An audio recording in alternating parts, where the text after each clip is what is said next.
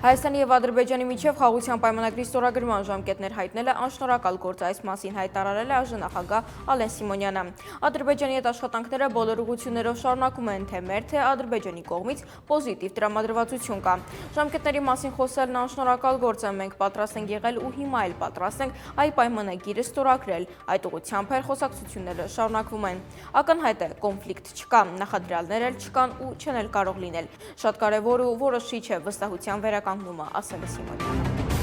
ԵՀԿ Մինսկի խմբի գործունեությունը դադարեցվել է առանց Լեռնային Ղարաբաղի ընտրված իշխանությունների հետ որևէ խորհրդակցության կամ համաձայնության, այս մասին հայտարարել է Արցախի ԱԺ Աշոտ Դանիելյանը Արցախի ներկայացուցչությունում կազմակերպված վերադարձ Արցախ մարտահրավերներն ու խնդիրները լսումների ժամանակ։ Մինսկի խմբի լուծարումը տեղի է ունեցել Ադրբեջանի և Հայաստանի իշխանությունների համատեղ դիմումի համաձայն, որը կոպտորեն ոտնահարում է միջազգային իրավունքը, արդարացնում է Արցախի հայ բնակչության դեմ իրականացված ցեղասպանությունն ու էթնիկ զտումը։ Այս որոշումը համապատասխանում է Ադրբեջանի իշխանությունների երկար տարիների ձգտումներին, ասել է նա։ Դանիելյանը ընդգծել է, հակամարտությունը կարգավորված չէ, ներկայիս իրավիճակ է ստեղծվել ռազմական ագրեսիայի հետևանքով, խախտելով ՄԱԿ-ի կանոնադրությունը և միջազգային նորմերը։ Նրա խոսքով այս լսումներով իրենք բացում են պայքարի նորեջ և ինչպես 1988 թվականին, այնպես էլ հիմա միասնական պայքարի շնորհիվ կկարողանան հաղթահարել բոլոր դժվարությունները։ Դանիելյանը հավելեց, Ադրբեջանի կողմից Արցախի բռնազավթումը բոլորովին էլ չի նշանակում, որ դադարել է Արցախի հանրապետության գոյությունը։